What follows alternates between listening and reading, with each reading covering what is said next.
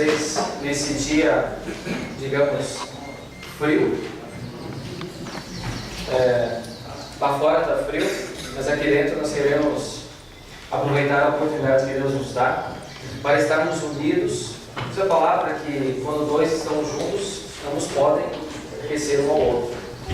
Mas esse aquecer que eu estou falando não é apenas do agasalho ou de um caloroso abraço, mas principalmente do amor que vem de Cristo. O amor de Cristo aquece os nossos corações. E esse amor nós queremos também aprender hoje, conversar a respeito dele, receber, para também poder compartilhar. O que o conjunto acabou de cantar, maravilhosa graça de Deus, é o que nós vamos receber hoje. Por isso, a nossa vida a partir da graça de Deus é fundamental. E nós precisamos aprender e vivenciar esse momento tão importante na vida da igreja. Nós estamos hoje no 19º domingo após o Pentecostes. O tempo está passando e hoje nós temos um motivo muito especial para o culto de hoje. Então, a gente vai falar só depois. Todos são bem-vindos, especialmente as pessoas que nos visitam. Possamos todos nos abraçar com o amor de Cristo, nos aquecer com esse amor e também poder compartilhar aqui depois. Nós estamos no mês de outubro e o mês de outubro é o mês da reforma. Então hoje a gente dá início ao mês da reforma, buscando somente a graça de Deus, somente a fé e somente a Escritura. A Escritura, a palavra de Deus, é o que fundamenta a nossa vida. E é nela que nós vamos hoje focar há muito tempo. Falam a respeito de família, de casamento. E aqui em Gênesis capítulo 2, Deus nos deixa registrado como foi que Ele formou a mulher e como foi que Ele une, qual é a ideia de Deus sobre casamento, que também nós vamos conversar depois. Então, Gênesis 2, 18 ao 25. Vamos acompanhar essa leitura. Depois o Senhor disse: não é bom que o homem viva sozinho. Vou fazer para ele alguém que o ajude como se fosse a sua outra metade. Depois que o Senhor Deus formou da terra todos os animais selvagens e todas as aves, Ele os levou ao homem para que pusesse nome neles. E eles ficaram com o nome que o homem lhe deu. Ele pôs nome nas aves, em todos os animais domésticos e selvagens. Mas para Adão não se achava uma ajudadora que fosse como a sua outra metade. Então o Senhor Deus fez com que o homem caísse em um sono profundo. Enquanto ele dormia, Deus tirou uma de suas costelas e fechou a carne naquele lugar. Desta costela, o Senhor formou uma mulher e a levou ao homem. Então o homem disse: agora sim, esta é a carne da minha carne, o osso dos meus ossos. Ela será chamada de mulher, porque Deus tirou-a do homem. É por isso que o homem deixa o seu pai e sua mãe para se unir com a sua mulher, e os dois se tornam uma só pessoa. Tanto o homem como a sua mulher estavam nus, mas não sentiam vergonha. Esse texto, agora sim, esta é carne da minha carne. E ela entonou melhor, agora sim. Imagine todos os animais tinham o seu par e para o homem não achava. De repente Deus trouxe a mulher mais linda que ele não tinha visto. Agora sim essa carne da minha carne. E aí então Deus formou o primeiro casal. Mas com o passar do tempo, o pecado foi fazendo seus estragos. E no texto do Evangelho, Jesus vai tratar a respeito do adultério. Marcos capítulo 10, versículo 2 até o versículo 16.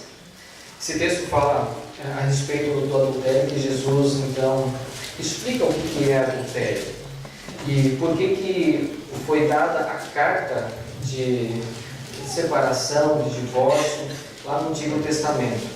E por fim, Deus, o melhor, Jesus então amarra todo esse texto bíblico apontando para a importância das crianças, o que fecha a ideia da felicidade que nós podemos ter como famílias. Vamos acompanhar esse texto, Marcos 10, 2 a 16. Querendo conseguir uma prova contra ele, perguntaram: de acordo com a nossa lei, um homem pode mandar a sua esposa embora? Jesus respondeu com esta pergunta: o que foi que Moisés mandou? Eles responderam: Moisés permitiu ao homem dar à sua esposa um documento de divórcio e mandá-la embora. Então Jesus disse: Moisés escreveu esse mandamento para vocês por causa da dureza do coração de vocês. Mas no começo, quando foram criados todas as coisas, foi dito: Deus os fez homem e mulher.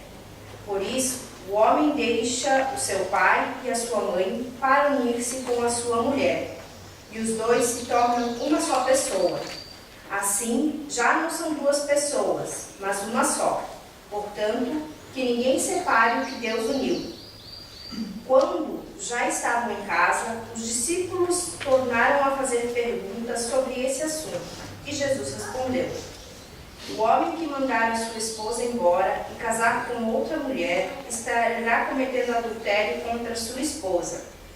E se a mulher mandar o seu marido embora e casar com outro homem, ela também estará cometendo adultério.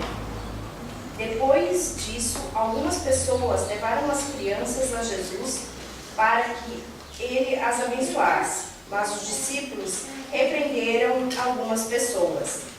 Quando viu isso, Jesus não gostou e disse: Deixem que as crianças venham a mim e não proíbam que elas façam isso, pois o reino de Deus é das pessoas que são como as crianças. Eu afirmo a vocês que isto é verdade. Quem não receber o reino de Deus como uma criança, nunca entrará nele. Então, Jesus abraçou as crianças e abençoou, pondo as mãos sobre elas.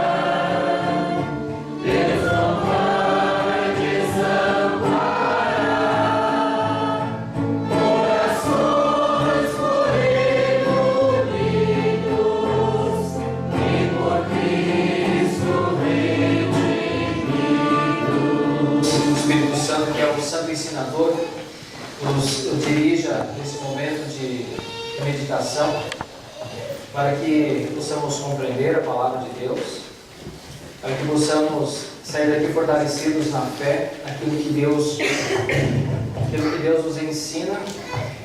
E eu convido vocês a prestarem bastante atenção, porque o assunto hoje se refere a todos nós, a todos, os que já estão na situação e os que um dia também poderão estar na situação que a gente vai conversar agora.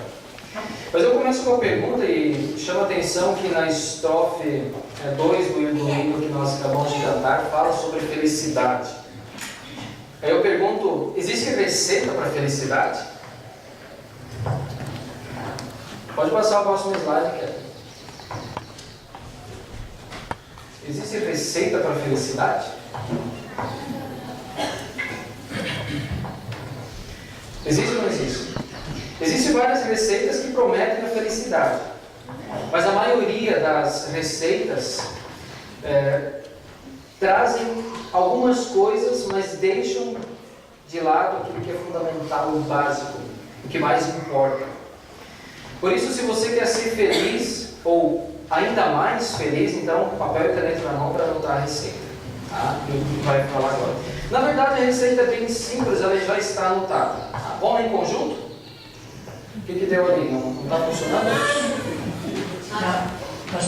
Pastor. Oi. O microfone que está batendo nessa... Está muito alto. Está muito alto.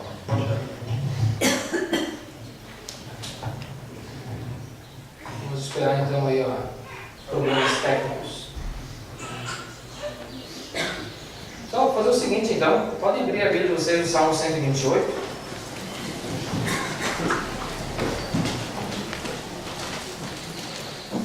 A Bíblia já dizia que maldito o homem que confia na fraca força do homem. Então, tecnologia é coisa de homem, seres humanos. Então, é melhor de confiar. Bom, tá aí, ó. Versículo 1 do Salmo 128. Né? Quem abriu já deixa aberto, depois a gente vai conversar. Vamos em conjunto, então, versículo 1. Feliz aquele que teme a Deus, o Senhor, e vive de acordo com a sua vontade. A receita da felicidade está aqui. Se você seguir à risca essa receita, você pode ter certeza de felicidade. E aí o que a gente vai fazer agora? Eu desmontei, pode passar o próximo slide, eu desmontei um pouquinho aí o versículo para a gente ver, coloquei cores aí diferentes para a gente dar uma olhadinha com mais atenção. Primeiramente a palavra feliz, né? Todo mundo busca a felicidade.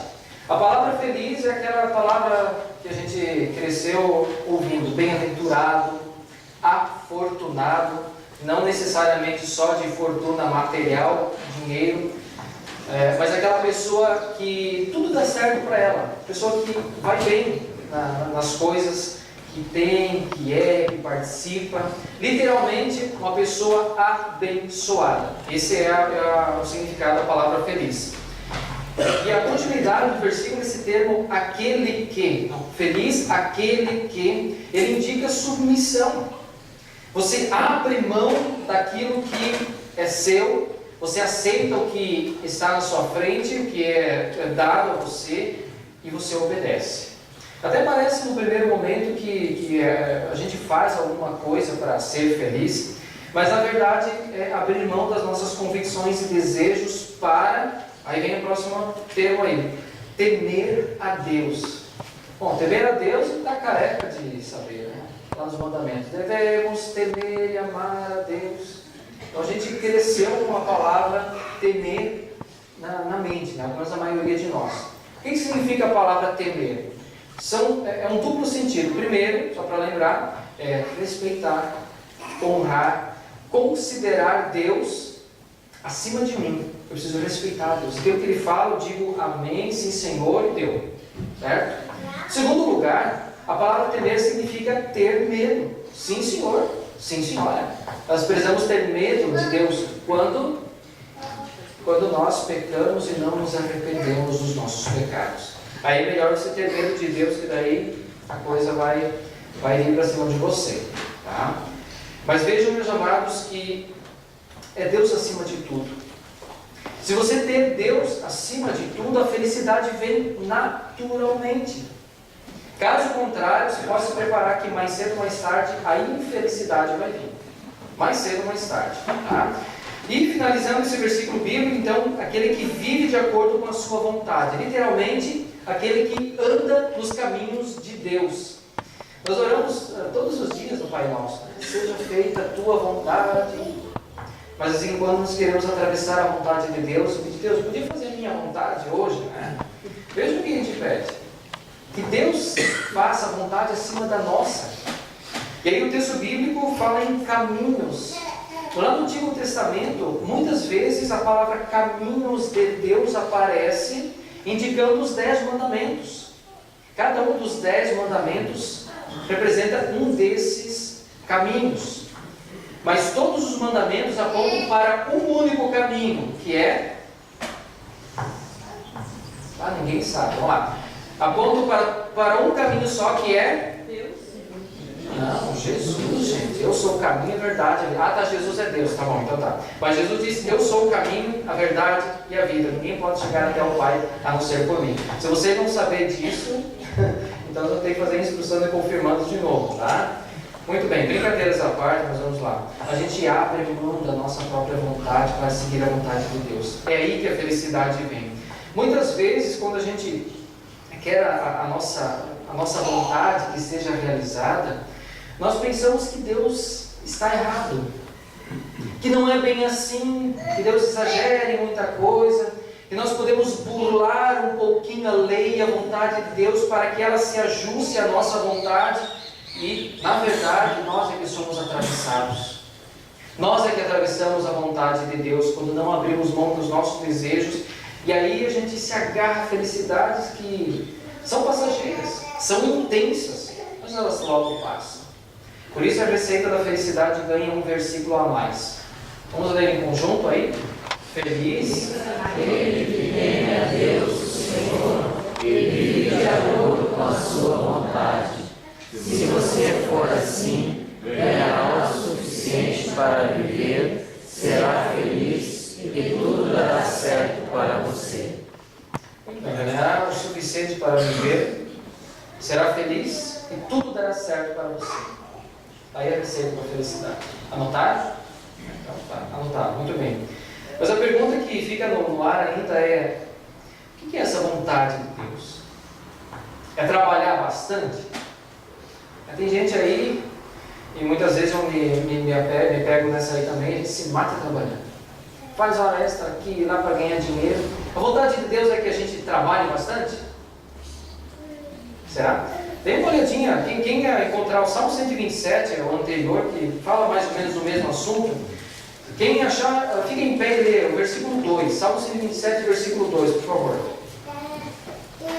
Não adianta trabalhar demais para ganhar o pão, levantando cedo e deixando tarde, pois é Deus que dá o sustento aos que Ele ama, mesmo quando estão dormindo.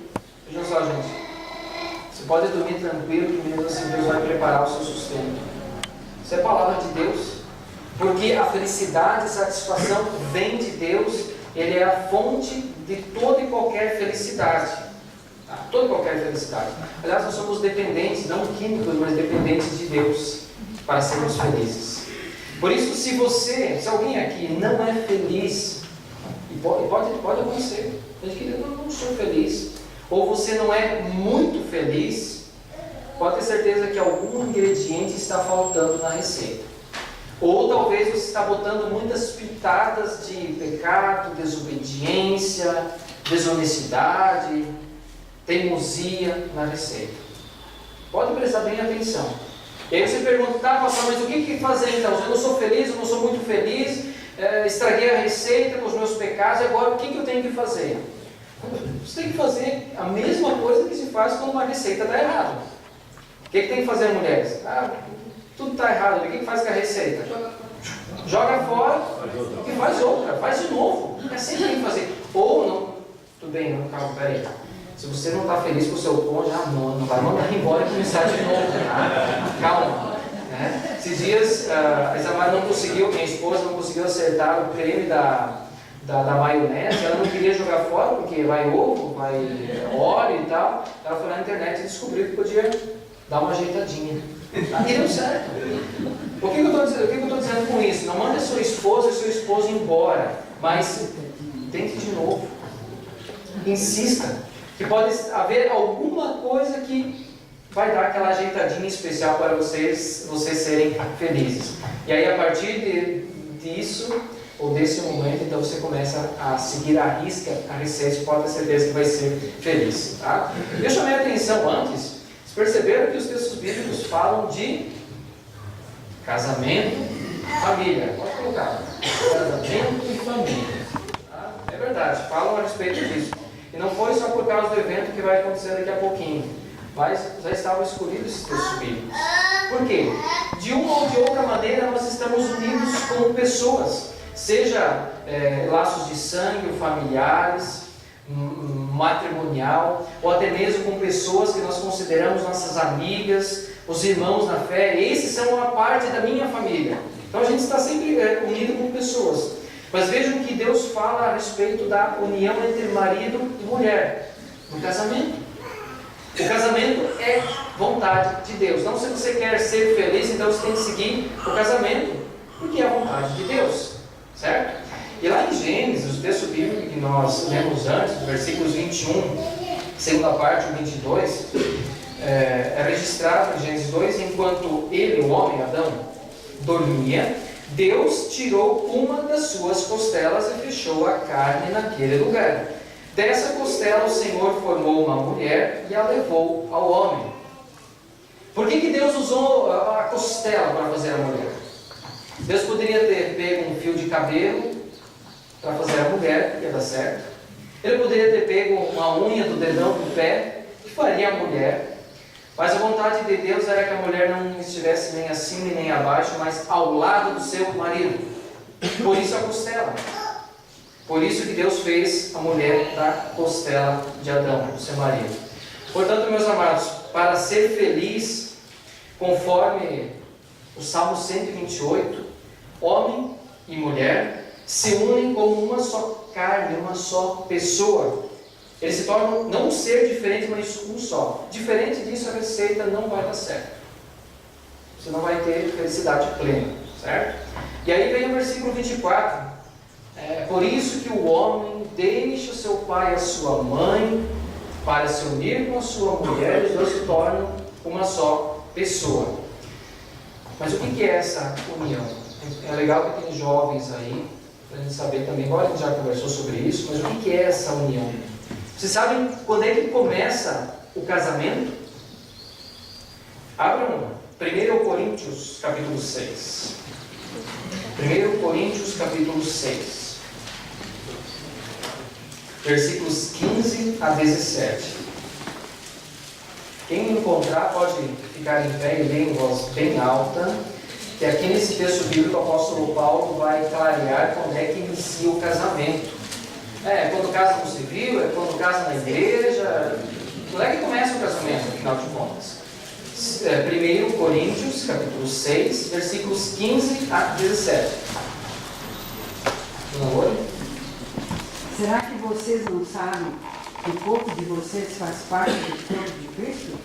Será que eu vou pegar uma parte do corpo de Cristo e fazer com que ela seja parte do corpo de uma prostituta?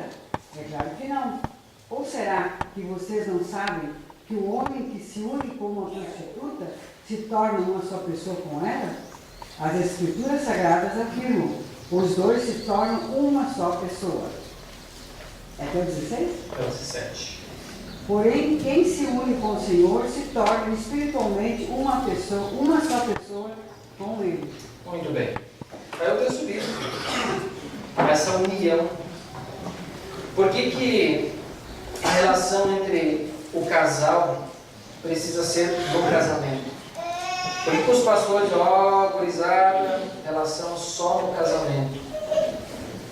É para a união na sua carne. Na relação íntima começa o casamento. E o apóstolo Paulo chamou atenção. E os cristãos da igreja de Corinto tinham relações com prostitutas. Bom, vamos dizer assim, casava com uma, relação. Uma, outra. Bom, de repente a alma começa a sacoalhar dentro de si, porque a coisa não está certa. Está casada com quem? Com a prostituta A, B, C, ou com a esposa que você, entre aspas, casou diante da sociedade? Gente, a relação íntima é para o casamento, não fora do casamento.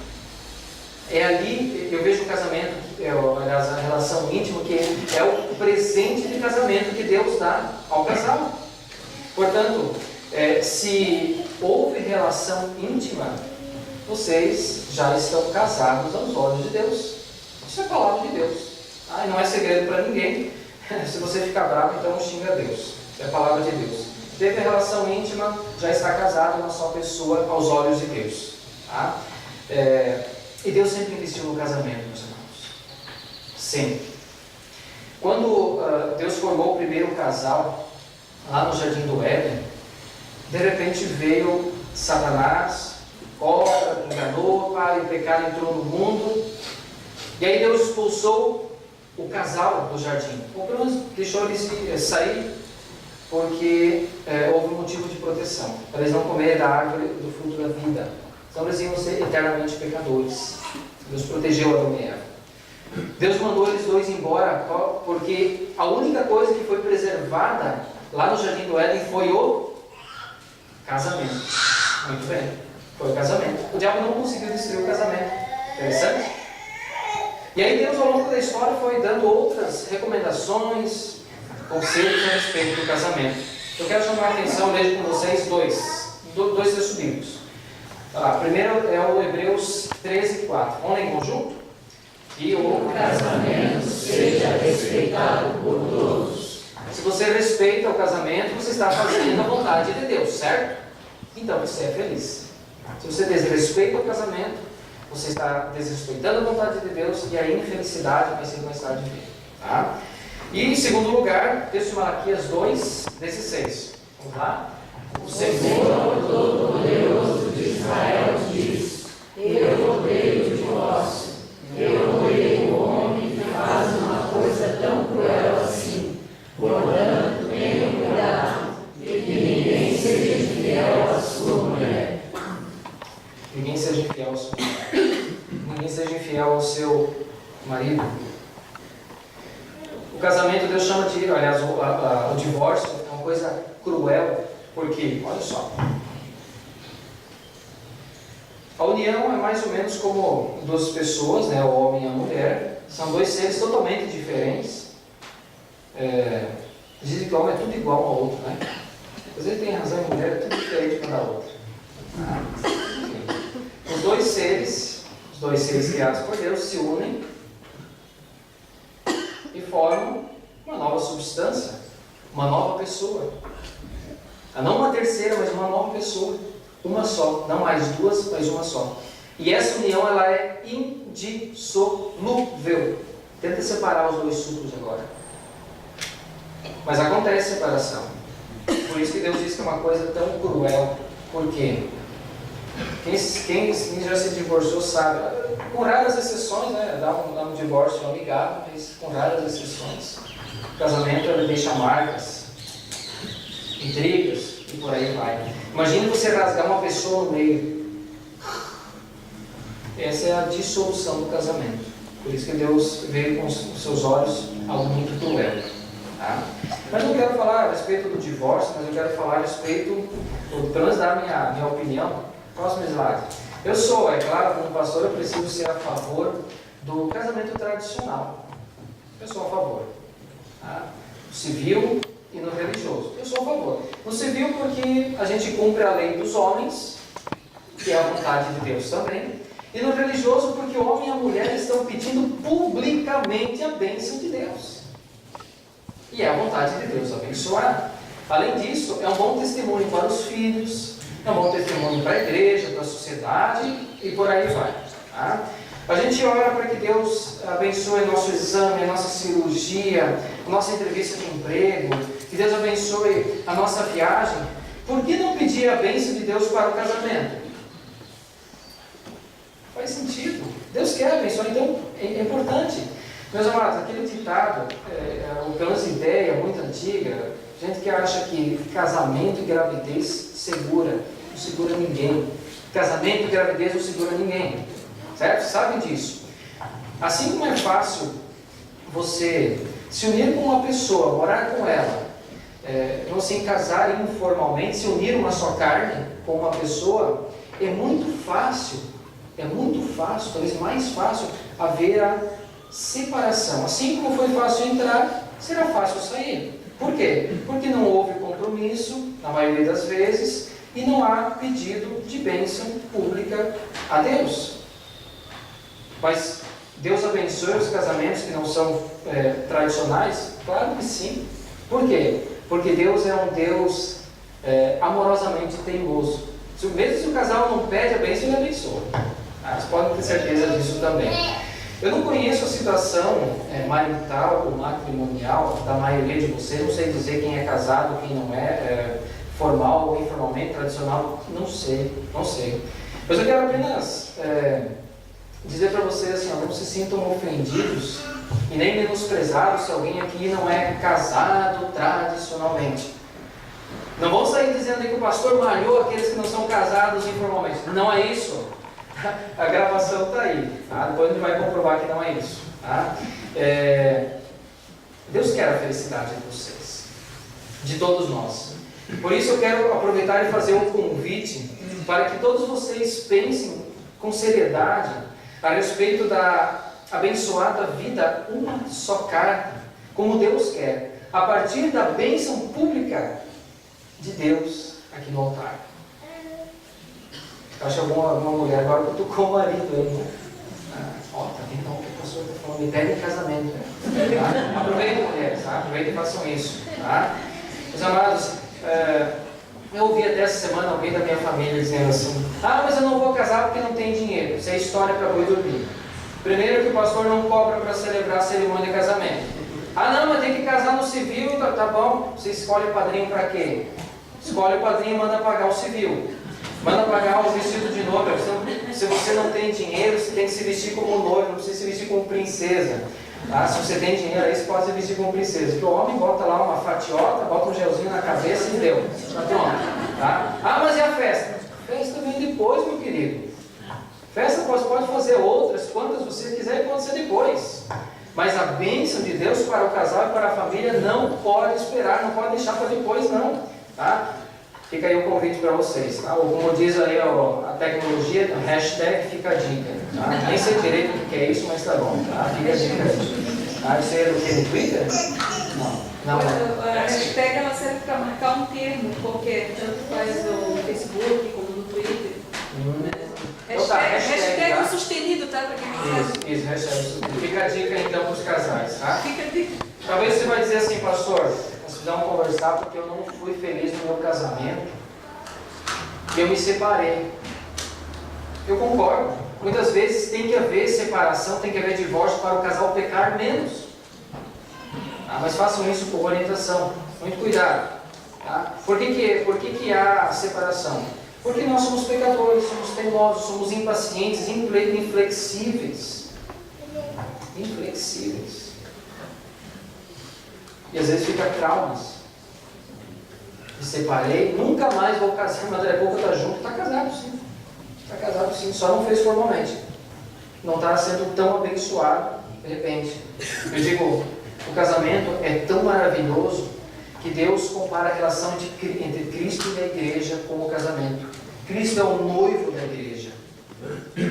A igreja é a noiva de Cristo. Tamanha bênção que é o casamento aos olhos de Deus. Por isso, meus amados, vale a pena investir na felicidade terrena e eterna. Eu falo agora no geral, não só do casamento. Tá? Nós temos que investir buscando a bênção de Deus, o perdão de Cristo e a orientação do Espírito Santo. Em todos os sentidos. Aí nós vamos ser felizes. Em todos os sentidos. Falando em casamento, eu costumo dizer que o casamento é um triângulo amoroso e divino. Deus, esposo e esposa. Aí vai dar certo. E o Senhor abençoa e quer abençoar todos aqueles que querem ser abençoados. Deus abençoa e quer abençoar todos aqueles que querem ser abençoados. Ele quer a felicidade de vocês. Eu também quero, é tão bom. Tão bom que tem gente completando bodas de ouro. 50 anos de casamento. Eu disse para o marido, que vai estar celebrando, aí, que o senhor é um guerreiro, aguentar a sua esposa 50 anos. E ainda vem pedir a bênção de Deus, tem que pedir a bênção mesmo. Gente, a bênção de Deus, ela é renovada. E eu quero convidar então os donos dessa certidão aqui, ó. De 5 de outubro de 1965, o seu Eugênio e Dona Olivia Otto. Por favor, vem aqui à frente.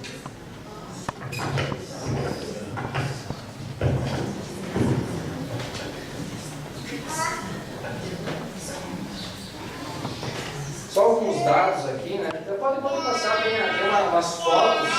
Tá aí o casal. Com certeza a dona Lívia vai continuar achando um gatinho.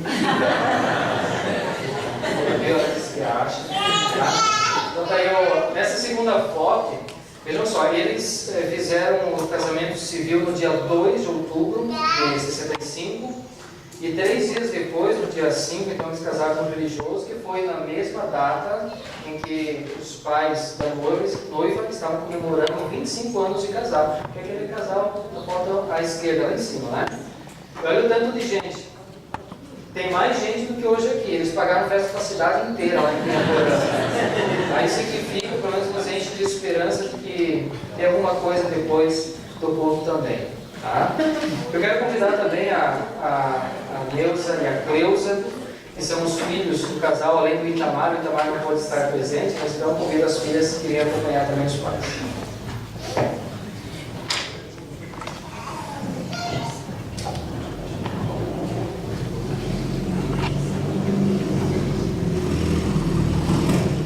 Amados irmãos, irmãs em Cristo Jesus, Deus, em sua infinita bondade, permitiu vocês dois juntos vivessem uma só carne, uma só pessoa, o santo matrimônio durante 50 anos, vamos comemorar amanhã. São anos de bênçãos e agora então Deus permitiu que vocês pudessem ao longo de 50 anos repartir um com o outro as bênçãos, a vivência lado a lado em fidelidade e amor, seja nas horas de tristeza, de alegria e a promessa de que até que a morte os separe.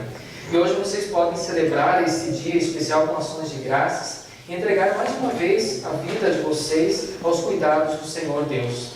Por isso eu pergunto, seu Eugênio, o Senhor aqui diante do altar do Senhor reafirma na presença de Deus e dessa congregação a promessa que o Senhor fez recebendo a dona Olívia por sua esposa? Se é, diga sim, eu reafirmo. Dona Olívia, a senhora reafirma na presença de Deus e dessa congregação a promessa que a senhora fez quando recebeu o seu Eugênio por seu marido? Se é, diga sim, eu reafirmo. Sim. Que o Senhor, o Deus Todo-Poderoso, gracioso Pai, que tenha abençoado esse casal. Nós te pedimos, Senhor, que continues abençoando e enviando as tuas bênçãos sobre o seu Eugênio e a dona Olívia, que reafirmaram nesse momento o seu compromisso. O diabo, nosso maior inimigo, que tenta destruir o casamento, também quer atingir esse casal. Por isso, ampara-os para que tenham forças para viver em fidelidade e gratidão. Dá-lhes a tua graça para que jamais deixem de honrar e amar um ao outro. Que a vida deles seja um testemunho do teu amor e do teu perdão. E que as tuas bênçãos estejam presentes no lar deles.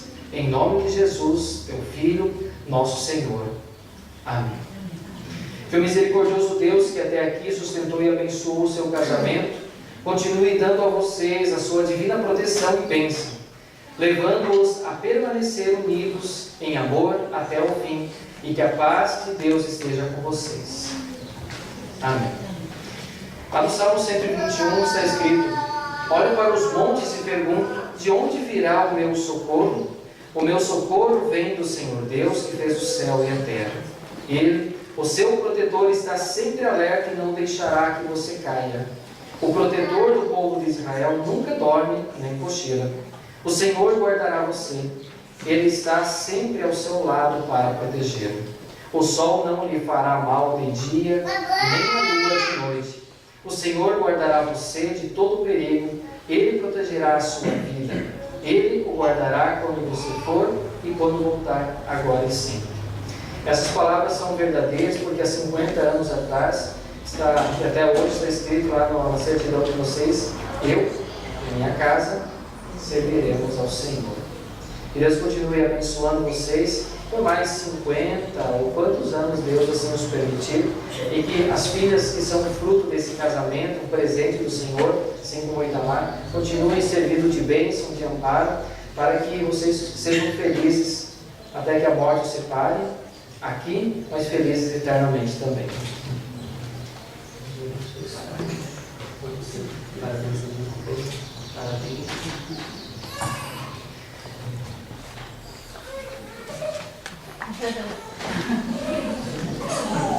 casal fecha os olhos e o casal, a noiva pode beijar a noiva.